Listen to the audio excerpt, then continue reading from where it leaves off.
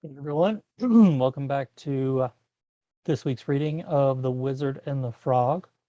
Hope you've been enjoying the story so far. So we'll just jump in to the continuation, and that is chapter 4. Songful Words. You carry the egg, I'll take the guards. I leapt out of the nest, brandishing my sword. The Minotaur who'd spoke came at me, his axe raised. I rolled to the left, away from his death stroke, and came up swinging. My face contorted in confusion as singing filled the chamber, throwing off my strike. "Is that you?" I shouted at Dormerus. "No," he bellowed back. "Pomeria?" I said aloud. I wasn't necessarily asking her. I was really just voicing my thoughts. "No," her muffled voice replied, "though it is lovely." I didn't have time to think about it. The Minotaur had recovered and was coming at me again. The other one stood by the door, blocking the exit. I dodged another vicious swing, then launched myself forward, stabbing the blade into the Minotaur's armor. The mix of thick leather and chainmail kept me from drawing blood. I pulled the blade back quickly and heard the singing again. "Well, a long time ago, in a valley of green, two adventurers were caught, or so it did seem." "What the F? It's the sword!" I shouted to the elf. "The sword is singing." How was that possible? I had no idea. It didn't even make any sense, really. It was an inanimate object, yet somehow it was singing about me and Dormerus. As I blocked the Minotaur's strike and thrusted forward with my own, the blade continued to sing. Seeking an egg of golden gleam, they needed it badly, more than they could dream. This was irritating. Every time I swung the blade, it belted out in song, describing our journey or what we were looking for. The Minotaurs seemed confused at first, but as the sword sang about how we were going to steal an egg, their anger became evident. "Crush the thieves!" the blind Minotaur screeched. From my peripheral, I could see the second Minotaur guard lurching toward me. Now I was in real trouble. 2 against 1 were difficult odds in general, but against two massive, horned beasts, I was pretty sure I was about to meet my end. "Gods above," I whispered. "Help me!" Thunder rocked the entire chamber. The ground shook beneath my feet, and I stumbled to my knees. The two Minotaur guards were more stable on their legs, but they seemed as confused as I did. Suddenly, frogs started raining from the ceiling. They were everywhere. I looked at Dormerus. He had set the egg down and was chanting and waving his arms. "What is it with you and frogs?" I shouted. I scrambled backward away from the Minotaurs and watched as frogs covered the chamber floor. The creatures stepped on the frogs, crushing them and making the ground slick with blood. They toppled to the floor, falling on their axes. I grimaced. If that didn't kill them, I couldn't imagine the damage it caused. "Come on, let's get out of here." I reached down and patted the pouch that Pomeria was in. My heart dropped into my stomach. The pouch was empty. I looked down, saw several frogs. I panicked until I saw her. Snatching her up off the floor, I put her back in the pouch and ran for the doorway. Dormerus moved as quickly as he could, but the egg was huge and the going was slow. The blind Minotaur staggered around, trying to join the fray. I peered into the tunnel. There were no guards, but considering our luck, I wouldn't be surprised if they were on their way. Dormerus reached the door, huffing and puffing. It was obvious he was struggling, but if I carried the egg, there wouldn't be anyone to fend off the guards. I didn't trust his magic enough to keep us safe. He was as likely to kill us all as he was to rescue us. I sheathed my blade and reached into Dormerus's pack to dig out the map. I found it and pulled it out, then unfolded it and traced the lines with my finger, trying to determine which way we should go. "Bad news," I said. "We have to backtrack and take the same way out we got in." "Hopefully we won't encounter any guards on the way," Dormer said. "Hope in one hand and crap in the other, and tell me which one fills up first," I replied. "Why would I crap in my hand?" the elf asked, offended. "It's a saying people use." "You humans are disgusting." "Yeah, well," I didn't have an argument against that. It was true. Humans are disgusting. "Just whatever. Let's go. If you start to lag behind, whistle so I can slow down." Dormus nodded. I led the way out of the chamber, carrying the map in my left hand, in the event I needed to draw my sword. Since I knew there weren't many traps the way we had come, I let my urgency lead the way. Every so often, Dormus would whistle, and I would stop and wait for him to catch up. We hadn't gone far, and the elf's tunic was drenched in sweat. I could see his arms shaking with the exertion.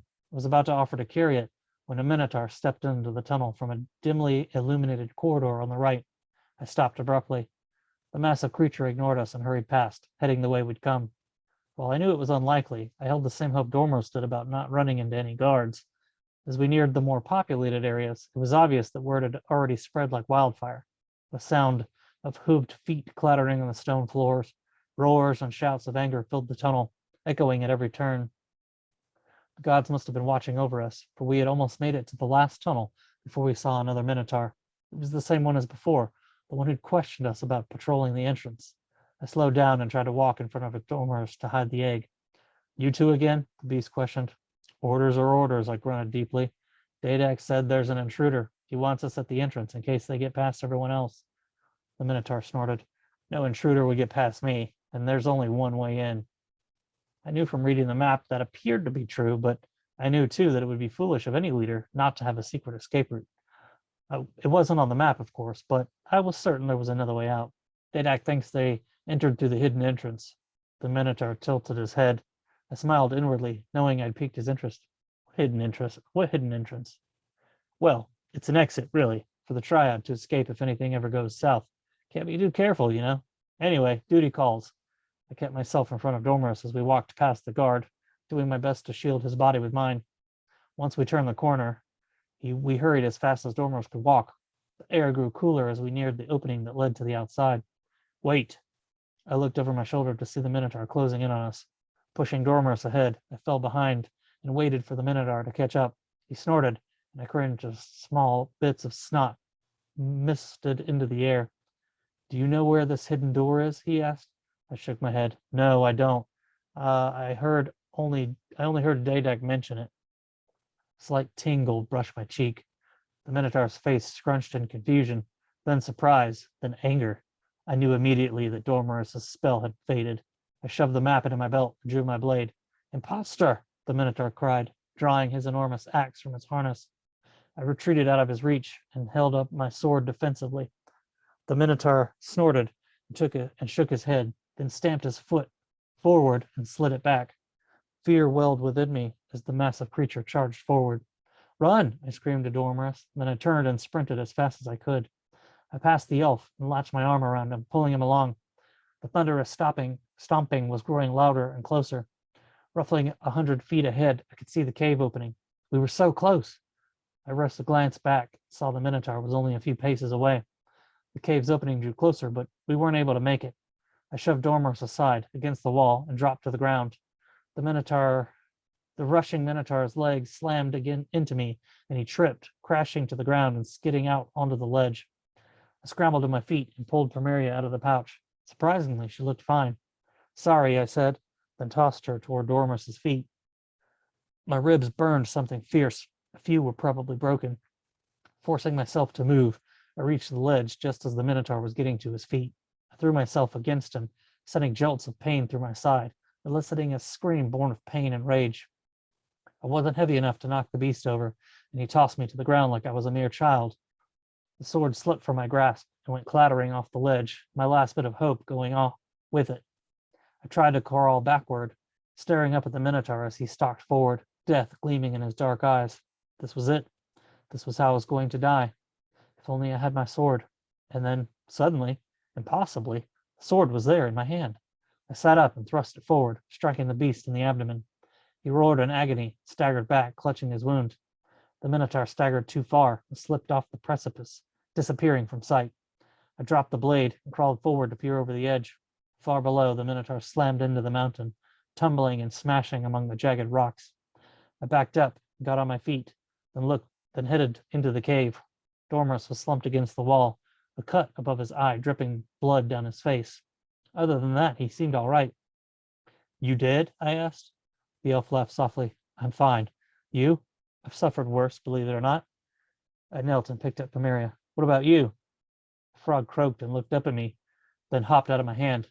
Dread filled me as I realized the frog I had grabbed wasn't Primaria. Oh, gods, I groaned. Don't tell me. Dormerus trailed off, then closed his eyes. We have to go back in, he said. You're damn right we do, I replied. We can't leave her. She acted like me. Leaving her in the woods was the worst thing I could ever do. I can't imagine her anger if we left her with a bunch of oversized bulls. Stay here, I said. I'll find her. You aren't in any shape to go in there alone, the elf argued. I'm coming with you. We can't lug that egg back in there. You don't have to, Primaria's voice echoed in the tunnel. She came hopping into the light. I knelt and picked her up, the heaviness in my chest disappearing like a brief storm. Thank the gods you're all right. I tried calling to you in the room with the goose, but I guess you didn't hear me. I'm sorry, I said. I didn't. It was chaos, though. Please forgive me for leaving you in there. I'll think about it, she answered. I helped Dormouse to his feet, and he rubbed the blood off his face with the sleeve of his robe. Let's get going before anything else happens, I said. I turned toward the ledge and stepped on the other frog. As soon as I felt it, I tried to lift my foot. It was hard to explain, but somehow my upper body and my legs didn't get the same message, and I went sprawling face first to the ground. And Pomeria? She tumbled from my hands and fell off the ledge. All right, that's it for this week. So we'll be back next week with chapter 5, and hope you guys are enjoying the story. And see you next week.